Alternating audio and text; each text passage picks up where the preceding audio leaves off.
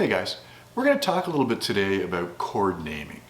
Simple chord naming, nothing too complicated, but just make sure we're familiar with how chords are named.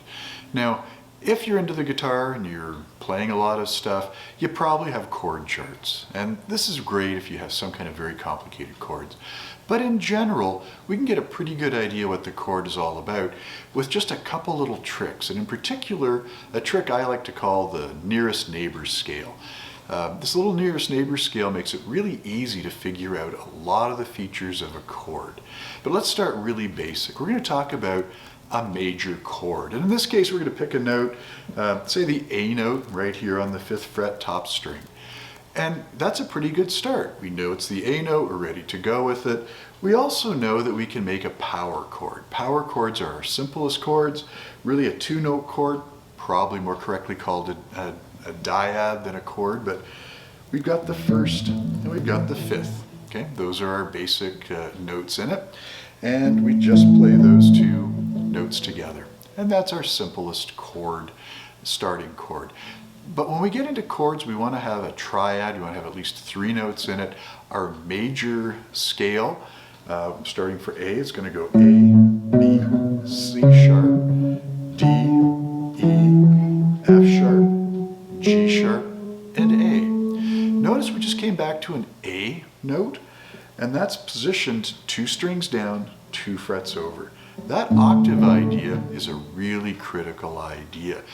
And the key to naming chords easily and effectively is realizing it's not this A that we care about, but it's this A right here.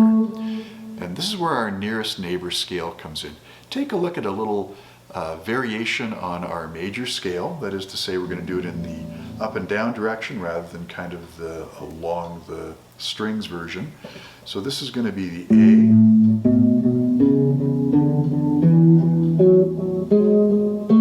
right? We're back to the A. So this spot, we counted through a bunch of very interesting degrees of our chord. We have the A note in this position. Right above it is the 5th. Remember that from the power chord? So the 5th is right here. Right behind the A note, that can be thought as the 1st or tonic, or it can be thought as the 1 octave up, 8th degree of the scale. Right behind it then is going to be the 7th. And in fact, we could have a 7 flat right behind that. So 8, 7, 7 flat if you like. Okay, so we've got an A, and that we've got a 5th sitting here. Wouldn't it be nice if we know what a 3rd is? Why do we care about that? Well, for a chord, we want to have the 1st, the 3rd, and the 5th. And for our A chord, we want A, B, C sharp, D, E. So A, C sharp, and E. We know we've got the E note here. We also have a C sharp right here. Okay. We could go A, B, C, C sharp. Okay. So A note, C sharp, and here we have the E. So why is this such a special spot to be in? Well, if you're used to bar chords, you would know that we would make an A major scale or A major chord just by taking that shape. It's an E shape moved up to the position of the A note. Remember, this is the A in the bass, which is the naming component of our chord, but all the action's really right here, and it's that A, the 5th, and the 3rd. Why is that useful to us? Because we're taking a long time. We could have just grabbed this by calling it an E and moving it to A, as we did. But what if we want to make the A minor chord? The A minor chord is really easy now that we understand that that's the 3rd, and that in order to get a minor chord, we take the major 3rd and we flatten it. Okay? So there's the major chord, the minor chord. Easy as that. Now you might ask yourself, well, how did we know that we can get away with the notes on these 2 strings? Well, if we have an A on the upper E string, that's the same position for the A on the lower E string. So we really only have 1 string to worry about, and that's our B string. So we can go B, C, D, E. E is one of the 3 notes of our A major triad. Very convenient, right? You might even think the people who design guitars designed this on purpose. Our A major, our A minor. Easy as that. Other things that we'll be able to figure out from our little exercise in the nearest neighbor scale.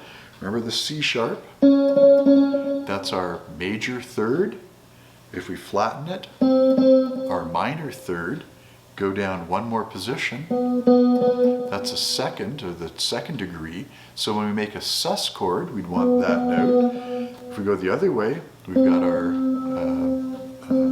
flat third, our third, and a fourth right beside it. So for a sus4 chord. That means an A sus4 looks just like that. And that's the way we name our chords. Now, one other thing that also is available to us right now is this idea of slash chords. You've seen them written, so maybe an A with a slash and then an E. I always interpret the slash as meaning just kidding. And so they're telling you they want you to play an A, but they don't really want you to. They want you to have an E in the bass. So I can just lower my finger down, opening up the top string, and there's my E in the bass. So that's the A/E chord. Now, some slash chords can be difficult to play. Opening up a string, going to the E, for instance, very easy to do. Maybe down or up one fret could be pretty easy too. But we've just gone through the basic naming conventions for a major chord, a minor chord, looked at some of the sus chords, and then took a quick look at how the slash chords come into play.